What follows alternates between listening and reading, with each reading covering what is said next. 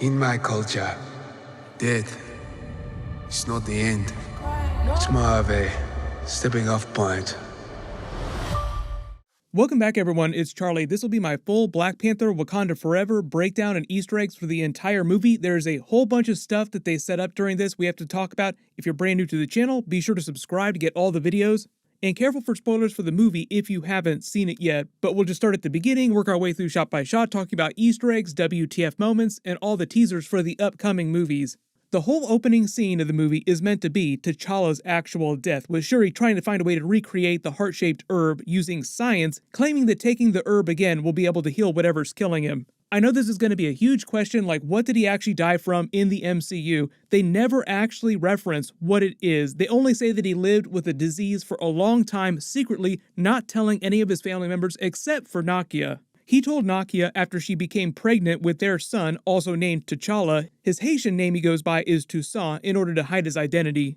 The other big Easter egg for the comics here is that in the comics, Black Panther's son is with Storm. His name is Azari, and he gets both Storm's powers and becomes the next Black Panther and has all of his powers. His mutant powers are basically the same as Storm's powers. He has electrokinesis. I'm assuming the version of the MCU is just going to be a normal human until he takes the heart-shaped herb. It is always possible that they do introduce a version of Storm, though, in Black Panther 3, because she is queen of her tribe in Africa. So if there were any movie to introduce her in, the Black Panther movies would be the place to do it. I think the mystery disease is just meant to be a parallel for Chadwick Boseman's death in real life, secretly having cancer through the filming of all of his Marvel movies back to the events of Captain America Civil War. That was around the time when he actually was diagnosed with cancer, and he just kept it to himself. Like, he didn't tell the Marvel people, he didn't tell any of his fans. Maybe his wife knew about it, but that's about it. When he was filming the first Black Panther movie, the Avengers Infinity War, Avengers Endgame movies, he was suffering through cancer, and it was really bad at that point. Later in the movie, she does wind up being able to use Namor's underwater strain of the heart-shaped herb, another type of plant that grew in underwater vibranium-tainted soil that would have saved him. But it also enables her to become the next Black Panther and will also allow T'Challa's son to become the next Black Panther after her when he comes of age later, and possibly even meet his father in the ancestral plane. I know there's all kinds of theories about what they could do with T'Challa's character or how they'd use him in future stories because Chadwick Boseman is dead. They're not going to bring him back in a really big way, but they could always say that he does become the new Panther God if they kill off the boss, Panther Goddess. There are a couple different times in the comics when Black Panther actually does become a god. Speaking of gods, another big thing we've been talking about this year in the Marvel movies and Marvel Disney Plus series are the way the gods exist in the MCU. Thor Love and Thunder, Moon Knight, Doctor Strange, Multiverse of Madness. And one of the most surprising things to me in this opening scene was that we were learning, for the first time, that Shuri never really believed in Bast, the Panther Goddess. She never thought that she was real, because as a last resort, she finally prays to her, saying that I will finally believe in you if you help save my brother. But the thing is that us as the audience saw Bast in Thor Love and Thunder. We know that Bast is real. We've seen Thor. Thor is an actual god in the MCU, so we know that gods actually exist. So it was kind of weird to me that Shuri did not believe that gods exist. She also didn't believe her mother when she was talking about the ancestral plane. I've seen visions of your brother. She was talking about seeing T'Challa in the ancestral plane. Early in the movie, Shuri brushed that off, claiming that it was just a trick of her mother's mind, like, you weren't really seeing our brother. I think the point at which she starts to believe, though, is when she actually takes the new version of the heart-shaped herb and sees Killmonger. She travels to the ancestral plane like, oh, this is all real. One of the other big introductions during this intro scene is her new AI. It's actually voiced by Trevor Noah. You probably recognize the voice. Later, her mother even has an Ultron reference when she starts joking about the AI going rogue.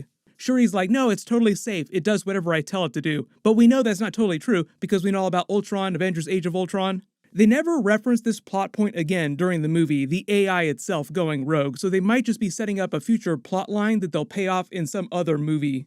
Maybe Black Panther 3, maybe something else. The whole idea that Shuri has too much faith in her technology, it's the same thing that happened to Iron Man during Avengers Age of Ultron. Too curious and too smart for your own good sometimes, like curiosity killed the cat, and that metaphor makes so much more sense now in the context of Black Panther because she is kind of like a cat. A really big, really stabby cat. But the whole movie is full of moments like this with like little beats that feel like they're setting up something really huge in the future that they never fully pay off by the end of the movie. Like, we're gonna take care of this in a future movie. During T'Challa's funeral at the beginning, the reason why they're wearing white, and why it seems kind of like a party for some of them, is because in a lot of cultures around the world they wear white to funerals instead of black, particularly that part of Africa. And the reason they're celebrating is because they're celebrating T'Challa's life, while mourning him at the same time. Like, through the process of mourning, they are celebrating his life.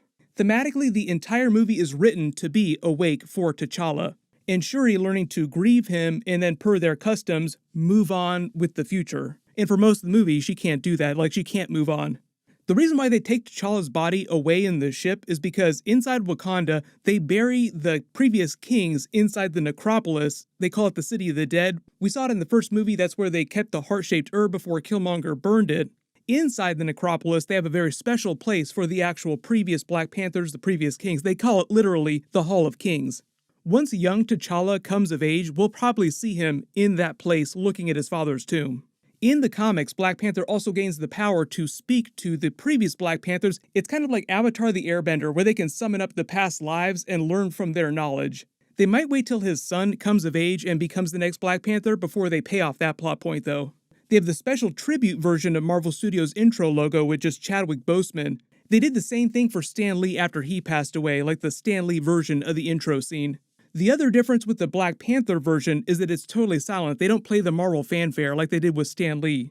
They have a 1-year time jump, so that means that T'Challa died about 2 years after Avengers Endgame, and the majority of the movie is meant to take place about 3 years after Avengers Endgame, around the same time as Ant-Man and the Wasp Quantumania, because there's an Easter egg for Scott Lang's book that we see during Ant-Man Quantumania. It's called Look Out for the Little Guy, and it's on one of the Chyrons. They did the same thing during Spider-Man No Way Home with an Easter egg for Thor Love and Thunder. There was a reference to New Asgard during one of J. Jonah Jameson's Daily Bugle news broadcasts. At the United Nations, we learned the rest of the world is pissed off at Wakanda and they want their vibranium, their resources, because they're still kind of in rebuilding mode after Avengers Endgame. This becomes a big plot point for Val's character, and they'll probably pay it off during Captain America 4 New World Order and the Thunderbolts movie, because Val wants vibranium, and she very literally told Everett Ross, "I dream of the time when America controls all vibranium on the planet." Richard Schiff is playing the new Secretary of State. He took over for Thunderbolt Ross. He used to be the Secretary of State back during the events of Captain America Civil War. Which is why I think they wanted to recast Thunderbolt Ross with Harrison Ford and use him in a big way during Captain America 4, because he'll be a big part of that.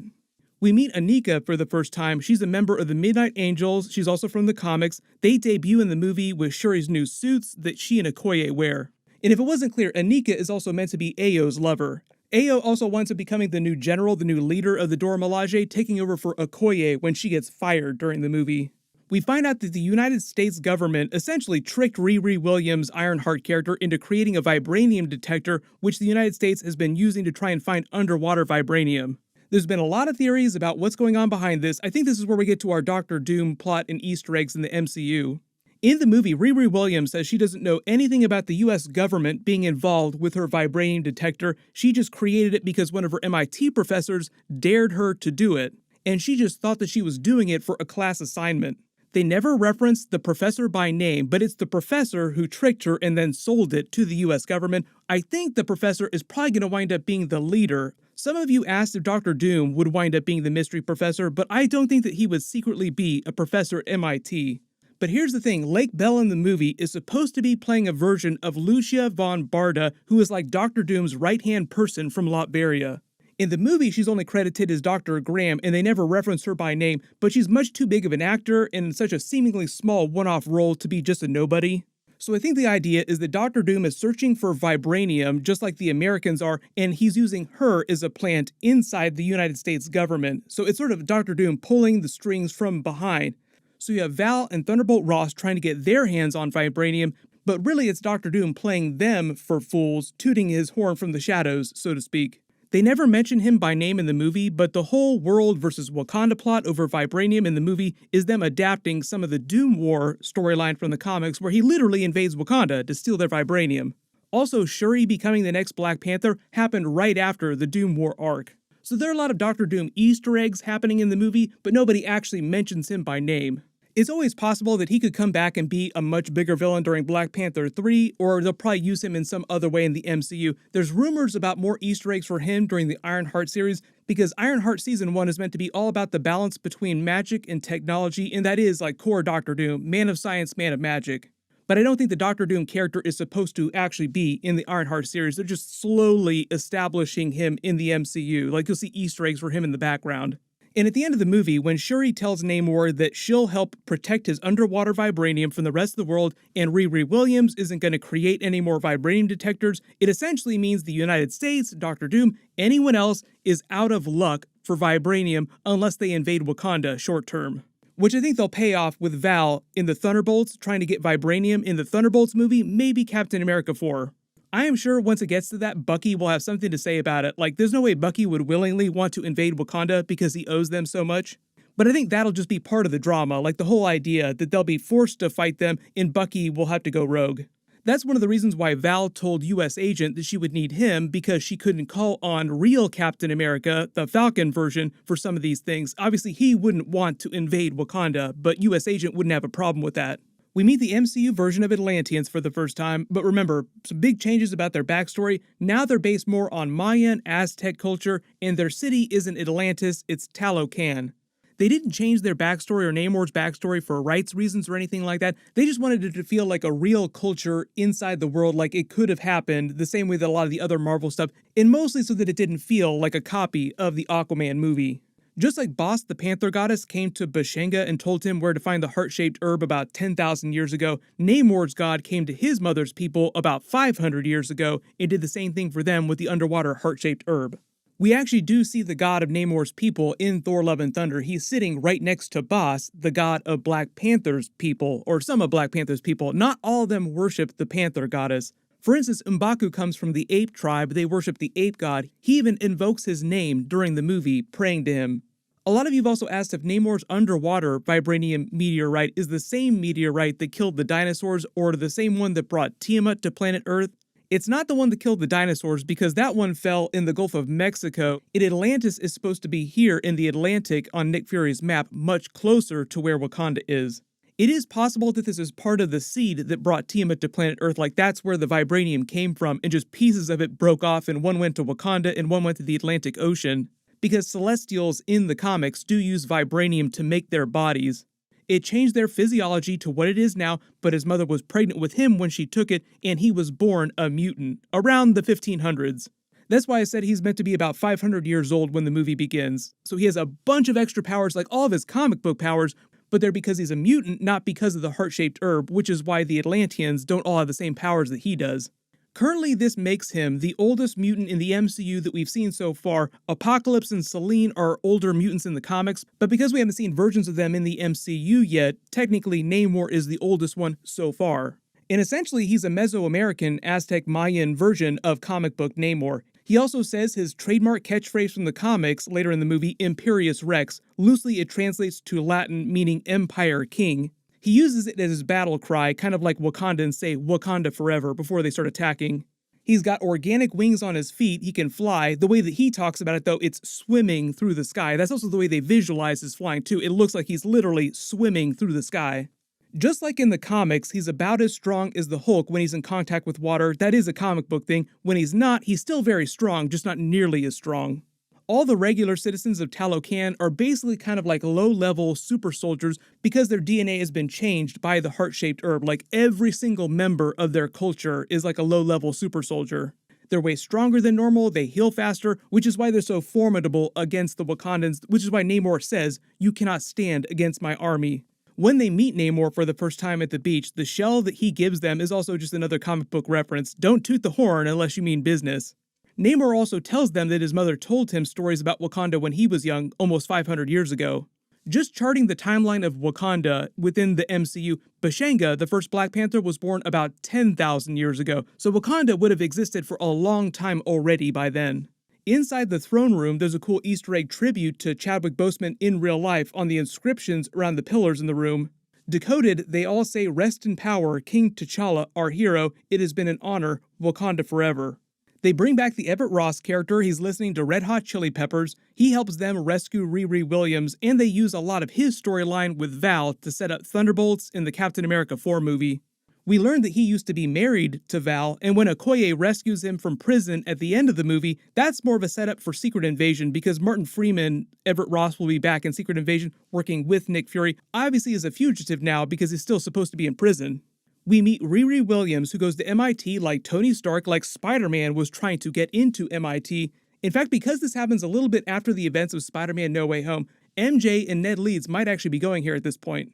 Obviously, because Riri Williams' Ironheart is so connected to Iron Man in the comics or origin story, there are a lot of Iron Man references and Easter eggs during her scenes. Shuri references Stark Tech a few times. Her Mark I is meant to be kind of like Iron Man's Mark I. You see her banging with the hammer the exact same way that he did. She even has her own version of the cave scene where they bust out of her garage like Iron Man busted out of the cave. Her first flight is meant to be similar to Iron Man's first flight in his Mark II, with the joke about the oxygen levels and the suit kind of conking out until it got close to falling to the ground. And at the end of the movie, Shuri winds up helping her build her Mark II suit out of vibranium, but makes her leave the suit in Wakanda when she goes back. The Ironheart series is meant to be a direct sequel to the events of Black Panther Wakanda Forever. She has her Mark III suit during that, and now we know why, because Shuri wouldn't let her take the vibranium suit with her. Inside her dorm room, the flag above her bed is the flag of Chicago in the United States. That's where she's from, and probably where most of the Ironheart series is going to take place. When Everett Ross finds Shuri's Kimoyo beads, Val reveals she bugged them because she knew about his connection with Wakanda and expected him to speak with them on the DL and wanted to play on that to see if she could get any more information. And it's just a way to show you that Val is way smarter and way more devious than she comes off because she's kind of a jokey character. When Ramonda fires Okoye as General of the Dora Milaje, the real reason they had her do that, obviously, is to set up the Okoye Disney Plus series. They have to have a reason for her to leave Wakanda and the Dora Milaje. Also, she's going to continue being one of the Midnight Angels with Anika.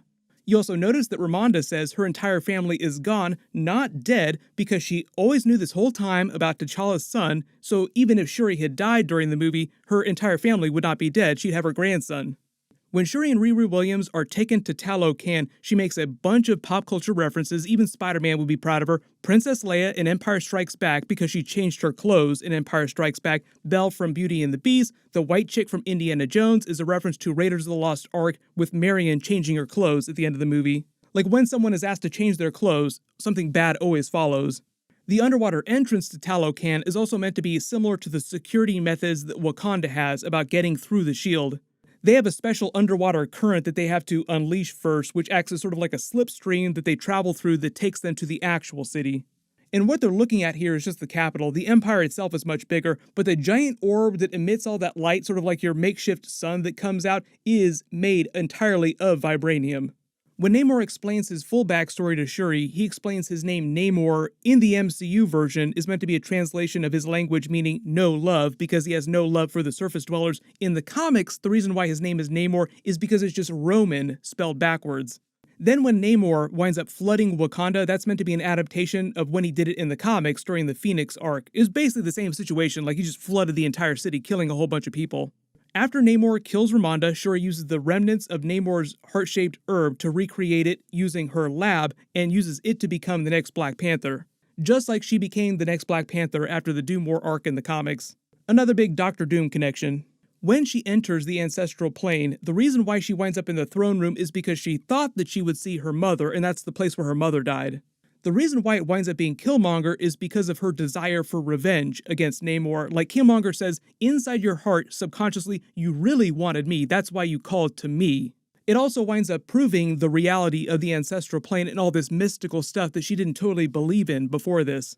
When she creates her version of the Black Panther suit, because it's so inspired by Killmonger, that's why it has all the gold all over it, like it's a combination of T'Challa's Black Panther suit and Killmonger's flashier Golden Jaguar suit. It's also why her suit seems so stabby looking. The mask has the same tribal markings on it that she has on her face, and it functions a lot like Iron Man's Avengers Infinity War and Avengers Endgame nanite armors. Like the suit just creates anything she needs at any given moment using vibranium nanites. The only difference from Iron Man's armors is that he didn't have vibranium. That's why she can automatically form the same sonic cannons around her hands like the fixed ones she wore in the first Black Panther movie, and when the armor isn't deployed like the full suit, it exists inside that golden necklace that she wears that you see at the end of the movie. T'Challa's and Killmonger's also came out of their necklaces too. When she returns to M'Baku and the rest of the elders in the new Black Panther suit, it's important to note that M'Baku is on the same page with Shuri and wants to help her, despite their initial disagreement over killing Namor and starting a never-ending war. Even though he's going to be king now, at the end of the movie, when he says Shuri will not be joining us today, it's because he and Shuri already worked out the details of how Wakanda would be managed going forward, so there's already like a very clear understanding between the two of them how this is going to work. He would take over the rulership of Wakanda day-to-day stuff, and she would just continue being Black Panther, working in her lab. At least until T'Challa's son comes of age and combines those two roles again, like the King of Wakanda and the Black Panther at the same time.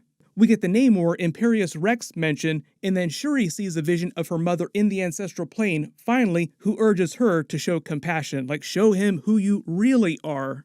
They come to an agreement, call truce, and Shuri agrees that Wakanda going forward will help them protect their underwater vibranium from the rest of the world. But the whole thing with Namor's ending scene when he's talking to Namora is that he's just biding his time, waiting for the rest of the surface world, like Val for instance, Doctor Doom, to invade Wakanda to get their vibranium, hoping that it will force Shuri's hand to form an alliance with them, and then they can burn down the rest of the world. M'Baku formally becomes king in the same ceremony that we saw during the first Black Panther movie. Riri Williams goes home to Chicago and to her Ironheart series. Okoye rescues Everett Ross so that he can go help Nick Fury during the Secret Invasion series. I believe those episodes will drop around March next year. It'll be like the first Marvel Disney Plus series of 2023. We'll get a new trailer for that really soon, so of course I'll do more bonus videos when we do.